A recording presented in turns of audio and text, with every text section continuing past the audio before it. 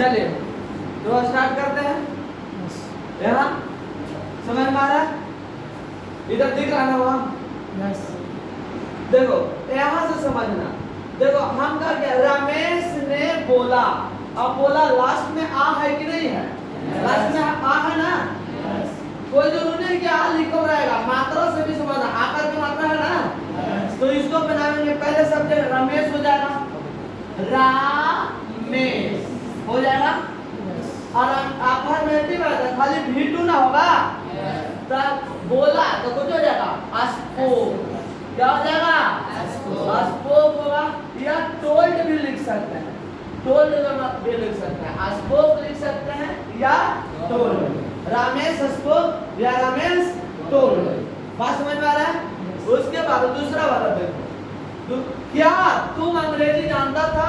अब देखो क्या से शुरू हो रहा है, कुछ शुरू हो रहा है क्या से। प्रश्न है कि नहीं?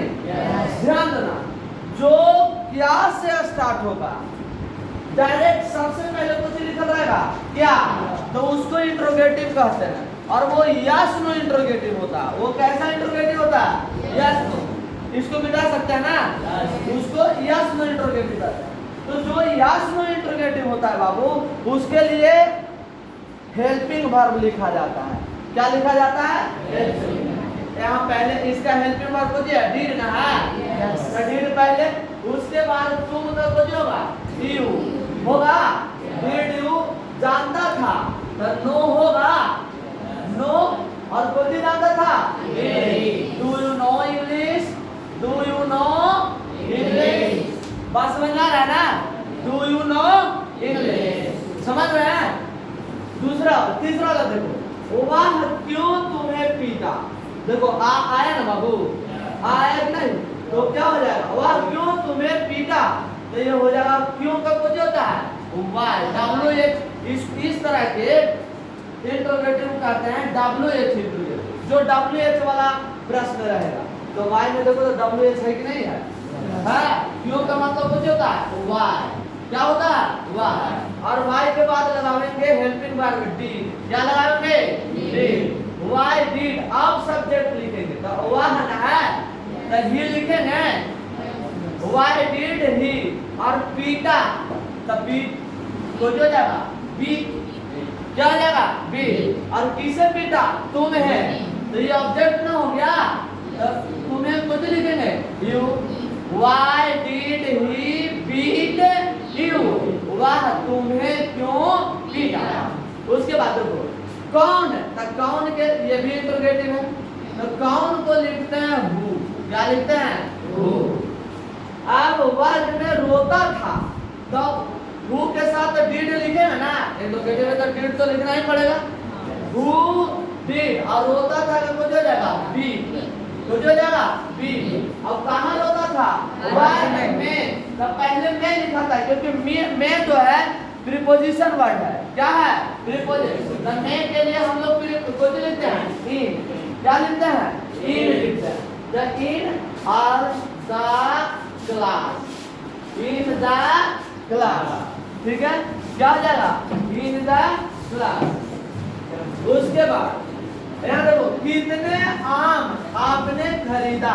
कितने आम, तब कितने के लिए हम लोग हाउ मेनी या तो हाउ मच लिखते हैं, लेकिन यहाँ आम है तो हाउ मेनी, आम है तो हाउ मेनी नहीं। जो वस्तु को हम काउंट कर सकते हैं और हमें हाउ मेनी, और जिसको हम लोग काउंट नहीं कर सकते हैं, जिसको नाप तोल सकते हैं, उसको मैं हाउ मच।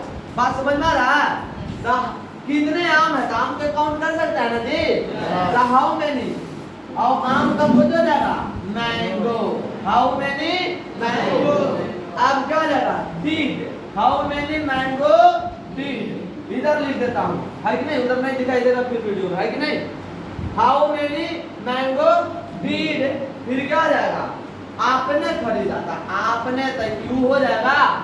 यू खरीदना कुछ buy. How many mango did you buy. BUY हो जाएगा। समझ में आ रहा है? उसके बाद किस दुकान से, यहाँ समझना, इसको बहुत गौर से समझना जाओ। ऐसे 2-4 बार हम बताएंगे तो आपको फिर आ जाएगा समझ में। किस दुकान से, देखो से प्रीपोजिशन वर्ड में आया। जैसे ही किस दुकान मतलब किस लिखल रहा है, उसके बाद कोई संज्ञा रहा, संज्ञा के बाद तुरंत कोई प्रीपोजिशन रहा है हिंदी में लिखा, से, में, पर, का, को, की, ये सब प्रीपोजिशन है। ये सब क्या है? प्रीपोजिशन। तो से पहले लिखाएगा, तो से को कुछ होता है फ्रॉम होता है, कुछ होता है बाबू फ्रॉम, ये सब याद रखना है आपको, कुछ होता है फ्रॉम। अब किस, तब उसके लिए लिखेंगे विच, विच, और दुकान का कुछ लिखाएगा shop, from which shop, from which shop, किस दुकान से। अब लगा देंगे डीड, क्या लगा देंगे डीड। उसके बाद वाह के लिए कुछ लिखेंगे भी। अब खरीदता था, उसके लिए कुछ हो जाएगा बाय। अब कुछ खरीदता था तो राइस लिख देंगे, हो जाएगा from which shop did he buy rice. हो गया बाबू, ठीक है। देखो बाबू, past continuous tense, past continuous में क्या होगा? हिंदी क्रिया के अंत में रहा था, रही थी या तो रहे थे लगा हुआ रहेगा, तो वो क्या हो जाएगा? Past continuous. रहा था, रही थी, रहे थे, यही होगा ना। अब उसके लिए क्या होगा? हेल्पिंग वर्ब या तो वाज होगा या तो वेयर होगा, और मेन वर्ब कुछ होगा बिफोर होगा। बिफोर कुछ होता है वही होता है। V1 में यदि हम ing को ऐड कर देंगे तो कुछ हो जाएगा, वो बिफोर हो जाएगा, वही ना होगा। अच्छा, वाज केरा साथ लगता है, वेयर केरा साथ लगता है, अभी सुन लो। वाज लगता है किसके साथ? ध्यान से समझना। यहाँ पर हम लिख देते हैं आई के साथ वाज लगेगा, बी के साथ लगेगा, सी के साथ लगेगा, इट के साथ लगेगा, या एक नाउन रहेगा तब लगेगा। बाकी सब के साथ कुछ लगेगा वेयर। जैसे वेयर बी के साथ लगेगा, यू के साथ लगेगा, दे के साथ लगेगा, या एक से अधिक रहेगा नाउन तब लगेगा। एक से अधिक नाउन रहेंगे तब लगेगा। बात समझ में आ रहा है? ये चीज समझना है। अगर जिनको इतना दिक्कत है इसमें, वो यहाँ से कर लेंगे। अब यहाँ बनाते हैं, पहले यहाँ ध्यान दो। जैसे मैं व्याकरण पढ़ा रहा था, तो मैं का कुछ हो जाएगा बाबू आई, आवाज लगेगा कि वेयर लगेगा? Was, I was. अब पढ़ा रहा था, तब टीच, पढ़ाना को जी टीच, आई एन जी में लिखेंगे ना बाबू, तब टीचिंग हो जाएगा, कितना हो जाएगा? I was teaching. अब को जी व्याकरण, तो ग्रामर लिख सकते हैं आई वाज टीचिंग ग्रामर, हो जाएगा ना? समझ में आया? दूसरा, क्या वह वर्ग में हंस रहा था, क्या से शुरू हो रहा था? पहले को जी हेल्पिंग वर्ब, पहले को जी हेल्पिंग वर्ब, तेरा में हेल्पिंग वर्ब वाजब है ना। अब आज हो कि वेयर कहां से मिलेंगे? सब्जेक्ट से, तो वाह के साथ को लगेगा, देखो तो वाह ही ना होगा रे, कवाज लगेगा, कवाज लिख दें वाज ही। और हंस रहा था, तो हंसना को जी लाभ, LLUGH, अवाइन तो जोड़वे करेंगे ना में लाफिंग होगा। अब कहाँ? वर्ग में, तो मैं के लिए को जी इन द क्लास, हो जाएगा, हो जाएगा नहीं हो जाएगा? Was he laughing in the class, क्या हुआ? क्लास में हंस रहा था या वर्ग में हंस रहा था। अब तुम क्यों, क्यों आ गया, तो इसको पहले में लिखेंगे, तो क्यों का कुछ होता है वाई, है कि नहीं? क्या होता है वाई। प्रश्न मतलब पहले लिखाएगा, है ना? तब क्यों, प्रश्न तो ये रचना कर रहा है वाई, वाई के बाद हेल्पिंग वर्ब। अब हेल्पिंग वर्ब बाद होगा कि वेयर होगा? ये कहाँ से? सब्जेक्ट से, तो तुम के आधार पर बाद होगा कि वेयर? वेयर यू के साथ, देखो यहाँ वेयर लिखा है ना, बाय वेयर यू, है ना? अब क्या हो जाएगा? चिल्लाना का क्राइंग, कुछ हो जाएगा बाबू क्राइंग, हो जाएगा बाय वेयर यू क्राइंग। समझ में आ रहा है? यहाँ कौन, तो कौन के लिए कुछ हु, और हु के साथ हमेशा वाज देना, क्या देना? वाज। हु के साथ हमेशा याद रखना क्या? वाज। तो हु वाज हो गया।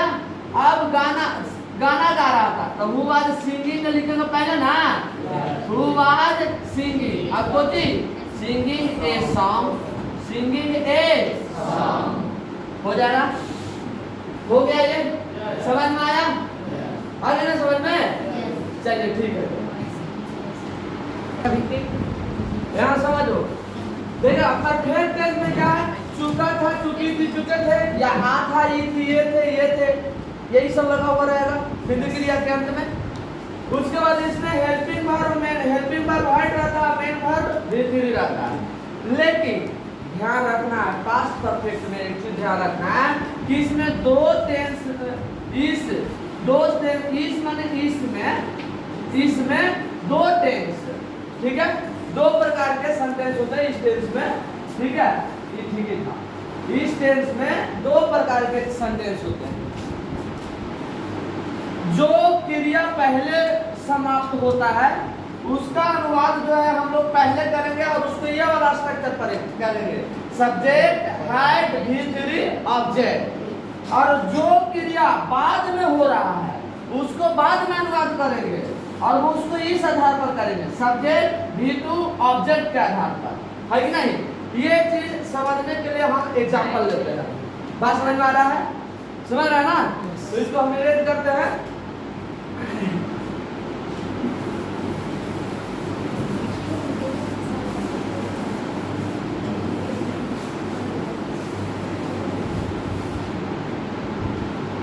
चलिए, जैसे यहां समझना, पुलिस को आने से पहले पुलिस को आने से पहले चोर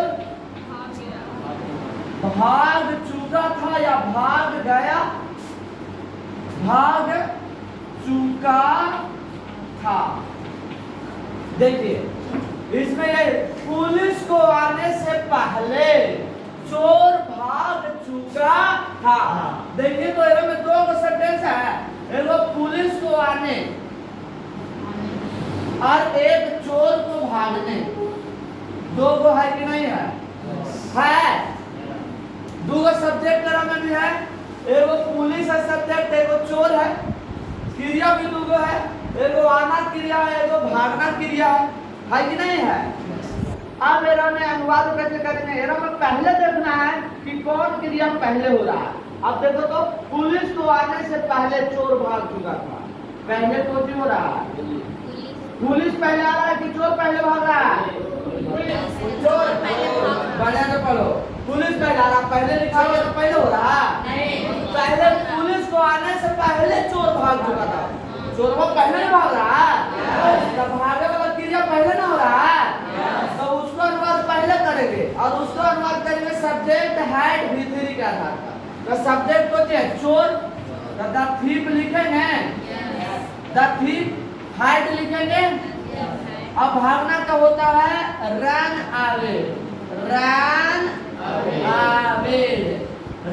V3 हो जाएगा, चोर भाग चुका था। अब से पहले के लिए हम लोग लिखते हैं B4, कुछ लिखते हैं बाबू B4 से पहले हो गया। अब दूसरा वाला को B4 के बाद अनुवाद करेंगे, तो बाद में ही ना, पुलिस बाद में ना आ रही है तो इसको बाद में अनुवाद करेंगे, तो B4 क्या हो जाएगा?